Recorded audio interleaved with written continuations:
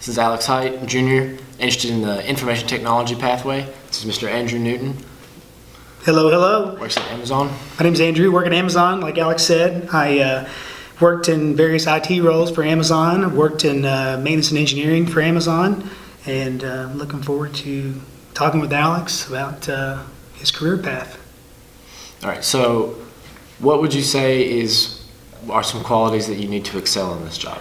So one of the biggest qualities in my opinion, as far as, especially when I'm interviewing someone, is I want to know how they work in a team environment. I want to know if they're able to give and take, the cooperation it takes to work in a team environment, to be able to handle adversity. If not everybody on a team is always going to agree all the time. So I'd like to see, how that individual handles those situations. I always like to hear about different experiences that the candidates had in those team environments, working on projects, and so that's really the biggest thing. And the second biggest thing for me is, of course, education and training are very important, but equally as important are your experience and how I want to see, did this individual how much time do they spend trying to learn new things, trying to push themselves, and so on and so forth. So, but so I guess that would probably be the two biggest things for me. And IT, especially with a resume, like if you're looking at your resume here, you definitely want to keep it to 1 or 2 pages, because if I'm going to post a position and 30 people apply for it, I've got a stack of resumes this big. I'm going to run through. And I'm going to look, I'm going to read the first page of it. Usually would include a cover letter, which just talks briefly about you and your experiences and, maybe highlights a project you've done. But it also is really important to, say you go apply to work at McDonald's. I don't know. Before you even apply, you're going to want to do some research about McDonald's. You want to know what their core values are. What their mission is, and it's always good to mention that you would love to be a part of that in your cover letter. I think that's like a key thing. It's something I always look for, and it kind of catches my eye when I review your resumes. So, but this individual, I've got a sample resume here. So this individual, actually, I really like what they did. They took, so this is yada yada yada about themselves and things they've done, and this little grid here is really neat because they took bullet points straight from the job listing, and then they, basically said, these are your requirements. These are my skills. So, as a hiring manager, I can look right at this. I can say, wow, okay, this person has the technical skills. Cool, and I'll probably make it to the second page of the resume. Mm-hmm. I want to see, what kind of training they've had, what their technical skills are, which. If you compare these side by side, you've got that down for sure. Like I mentioned earlier, I would talk more about, maybe be more specific about, you say you're Microsoft certified, I would actually put the certification there, like, that's MCP, there's a million different Microsoft certifications, but the one that you're certified in, you could put that in the year. There's sort of a format for that. I think right here this person put, they just kind of listed in bullet points. Like this one is 98,366. And so the hiring manager can reference that if they need to. See at the top here, they've actually broken what you have in one section here, they've broken that into 2 different sections. Yeah. So they talk about skills, operating systems they're familiar with. If you're familiar with Windows, you familiar with Mac? No, not particularly. Just a little bit of Linux. Linux is perfect. That's what I was going to say. That's something you would really, really benefit from getting a lot of experience with. Just playing around with the commands and stuff like that. So learning how to do, basic file maneuvers and know all the switches and all that.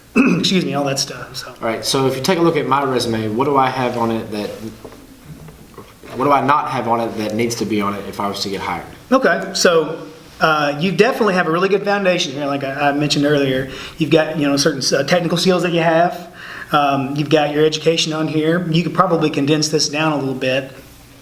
maybe make like a sub, maybe like say, you're sophomore at Thomas Nelson High School, and maybe under that you do like sub bullet points, 3.7 composite GPA, Dean's List, maybe even instead of saying freshman, sophomore year, maybe you name the year, because if you were going to get a job right now, and like I said, McDonald's or Walmart, or I don't know where all the cool places to work for kids these days. But if you went there, they would want to know specifics, and it would be more of a reference point for them too. Now, I mentioned the G. Like I said, I love the G, but it wouldn't necessarily be appropriate depending on where you were applying to work and all that stuff. You definitely want to make sure that your fonts match. It looks like it's all the same font, but you've got your name, larger there, which is cool. Like I said, resume styles are really, as long as they're easy to read and they're not too long, style is it's just a preference. I want to get rid of that. Maybe even some people put pictures of themselves on their resumes, but you always want it to be relevant to maybe the profession or the job you're applying for. So if you're applying for Barstow Internet, and they do lots of like phone tech support, and they do some hardware repair, maybe you have a picture of some ones and zeros or something there. Yeah. But anyway, moving on from that, now your technical skills, like I said, maybe be more specific. You could kind of condense that down to one bullet point, say Microsoft certified, Excel, Word, PowerPoint, or Office certified, and then you could say the actual, formal name of the certificate. The networking classes, I would name the actual name of the class, even though it may not be relevant to somebody outside the school system. I think if they see what the main topics of the classes are, like what are the names of the classes you're taking right now? Networking fundamentals, and there's the Cisco networking. Cool. Yeah. That's what we were going to talk about, Cisco too. So Cisco is definitely a really good path to take. I'm sure that, who's your teacher over there? Mr. Cantrell. Mr. Cantrell still there? Yep. He's awesome. He is. So, but he's a Cisco guy. Mm-hmm. So the Cisco track, I can tell you at Amazon, we really value knowing, we really value CCNA there. Someone who comes in with CCNA, we know they have in-depth knowledge of the OSI model. We know that they know Cisco, the command line interface, and that's really crucial because there's always little changes you got to make and configurations. So, but yeah, definitely if you're gonna, say you're enrolled in networking classes, maybe you just, instead of saying enrolled in networking classes, you say, network fundamentals, and another bullet point would be CCNA or Cisco. Yeah. So, or CCNP, I forget what the certifications are these days. But which I still have to take exams to kind of, every so often you have to retake it, yeah, which makes a lot of sense because it changes all the time. So yeah. So moving on down to your senior leader of football, role model for the players. Awesome, I love that. Maybe, let's see, volunteer many hours to Go Center and set up tables. Cool. Okay, I read this earlier. I participated in Handy Hands, a volunteer organization that runs through St. Joseph that helps elderly people. I've mowed lawns, trimmed bushes, moved rock, and washed outside houses. Maybe you think of a different way to format that.